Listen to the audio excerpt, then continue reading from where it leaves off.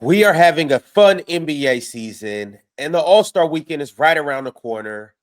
But there are some guys that are balling like crazy. Does anybody have anything that they want to say about maybe criteria or anything about these guys? Games played. Games played has Games never been a played thing. might be factored in. Never been a thing. What do you mean So never been a thing? Grant Hill played 3 games and started in the All-Star game. Yeah, that's fan voting. Okay, I'm so talking fans. coaches have to care. I don't understand why coaches. They don't. Okay, so if that doesn't matter, Joel Embiid and Austin Reeves are shooing all-stars. Yeah. How are you comparing a guy who played 23 games to a guy who played 43 games? Because the All-Star game is about the fans. It's not about the coaches. It's about the fans. It's about what the fans want. It's not about what the coaches want. It's about what the fans want. And if the fans want to see Joel Embiid, the fans should see Joel Embiid. If the fans want to see Jalen Johnson, they should see Jalen Johnson, even if he only played 10 games. Oh, no, we're doing this gimmick again. No, it's not about the fans. What is the All-Star game about, Penn? It's about celebrating the 12 best players from each conference. Based on who? Based on merit. Okay, and that merit comes from who?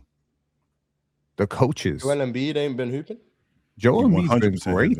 Yes, Joel Embiid's been awesome. 23 games. Mm-hmm.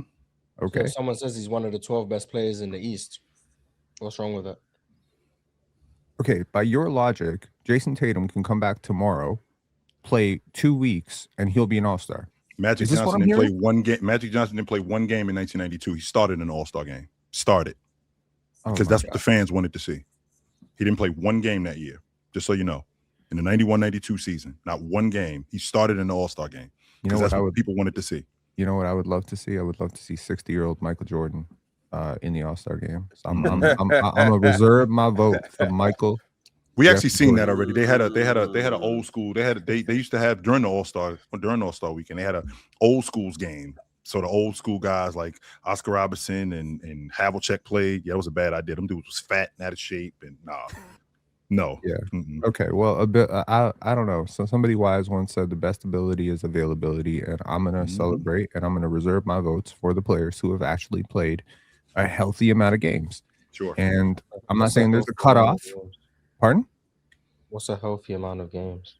Well, we're about 43 to 44 games into the season. So we're halfway through the season. Okay, so unless you are absolutely one of the top 8 to 9 best players in the league, you got to have at least played 30. What's the gap between Joel Embiid and the other 10 players in the league since he's been playing the way he's been playing?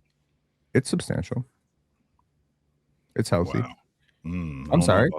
You think there isn't a gap between Joel Embiid and Victor Wembanyama right now? You don't think there's a gap between Joel Embiid and the way that Jamal Murray's playing? So you wouldn't have Kawhi Leonard as an all-star, just to gauge this?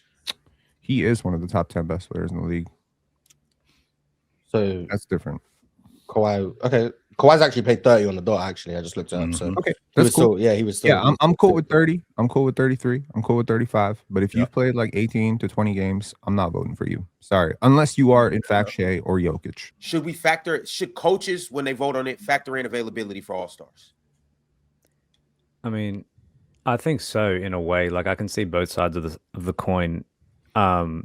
But I can appreciate, like, over the course of time, and I think, Chill, you and I spoke about this once, the prestige of the All-Star game, I think, has diminished somewhat when we just started giving guys sort of participation All-Stars. Like, it used to be a genuine thing when, as a separator in conversations where a guy would be like a perennial All-Star in comparison to someone who was like a borderline All-Star, maybe made 1 or 2 games. But I think it is for the fans, you know. I do agree, Pen, with you in terms of, like, guys shouldn't come back for 2 games and be in the All-Star game, in my opinion, if they're not sort of someone like a LeBron or a Kobe or, you know, we gave Dwayne Wade 1 at the end. I'm with that. I also think when we start doing some of that stuff, some of these first-time All-Stars that we're going to talk about miss out when this might be the only season that we're playing at an All-Star caliber level. And I hate to see that, because I love when guys are the first-time All-Stars. So that's the other side of the coin when we start giving guys all-star selections when they haven't necessarily been available. So I can definitely see that. Absolutely. Chill, I will give you a name. Rod Strickland. Remember him? I do remember Rod Strickland. Hell of a player, right? 100%. Awesome. Never made an all-star team. 0. Made an all-NBA team. Yes, sir. Mm-hmm. Might have even gotten some MVP votes. Yeah, he did. He got some Mm-hmm. MVP votes in 1998. Couldn't make Yep. an all-star team. That's what I'm talking about. There is always like one or two players who have this very short window to make an all-star team. That's the life accomplishment or the biggest accolade they're ever going to achieve. Norman Powell is not going to make an all-NBA team probably in his life. Unless a lot of people get really bad real quick, he ain't making all-NBA. Probably not making all. He's definitely not making all defense unless half the league dies. So he's probably going. Can we make a amendment pin that you can no longer say that? Because I remember I was actually at Macy's shopping for some work fits. They have some nice Tommy Hilfiger pants, by the way. They're half off right now if you're looking for them. They're actually really nice little like dress pants, khakis. Did you get off listening? And I remember you said this MVP race is a 2-person race, and the only way it opens up is somebody dies.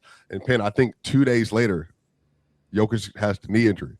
So maybe I know he didn't die, but I mean it's just it was It up did in the take air him out for of the lineup, though. It did do that. It was up in the air for Denver a little bit. 100% took him out of the lineup. Yeah, so maybe Penn, it's just like unrelated alien comes. Don't even say that. Just like unrelated circumstances. There are injuries. Other people can open up some all NBA spots. Sure, absolutely. Yeah. And maybe can you reverse jinx the Jokic thing? Like, can you say he's going to come back and play phenomenal? That'd be great. Because you seem to have powers, brother. Swiper, I would like to. Penn definitely has powers. He does 100% of powers. It worked every bit of it. Mars too. Like you need to apologize too, because you're like it's a 2-man race. Nobody else is in it. No, it's a 1-man race. Yeah. Oh, and by the way, to your point, Penny Hardaway played an All-Star game that year. He played 16 games that year that Rod Strickland got league MVP votes. But that's what the fans wanted to see. They wanted to see Hardaway. They didn't want to see Strickland. Who else played? Because he made all NBA second team, right? It wasn't like some sort of pity third team, vote. It was a second team All NBA. Yeah. I remember Rod Strickland being one of the best point guards I watched growing up, period.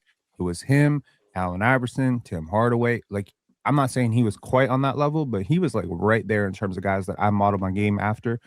And for me to see his basketball reference page completely void of any all-star selections just gives me some perspective that there are some pretty awesome dudes who never made this team. Yes, sir. Yo, Swiper, before we NBA's jump into talented. it, I just want to hear your thoughts on this. Do you think fans and who they like should supersede everything? Or should players have to play a certain amount of games and coaches should respect that?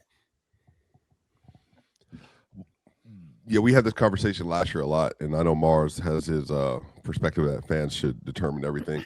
I, agree to a point. I think that the fans obviously cannot control everything because Ozzy Pachulia would have made the All-Star game a couple of years ago. We remember that. I personally just think that is, people troll on purpose, and I especially think like trolling is such a huge part of like where we are now that I just don't know if you can just outright give fans the ability to do that. But I do think there's a lot of value to having fan input for all-star games. I think the media should have a big role in that. Because obviously, we do all the award voting. I think coaches should have a big say in that as well. So I think fans should absolutely be a part of it. I just think that it should be diversified. I personally don't trust the opinion of the public as much as I used to, if that makes sense.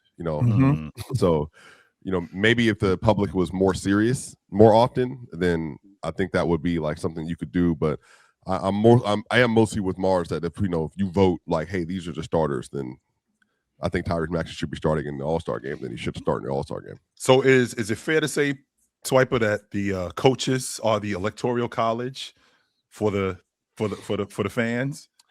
No, because the Electoral College was put in place like a long time ago, and it served a purpose, and now it doesn't seem to serve that purpose because there's a majority vote that is clearly that's not, what the Electoral College was for. It was you vote. Yeah, but the coaches are ball watchers, though. Like, you know what I mean? Like, they actually watch. Right.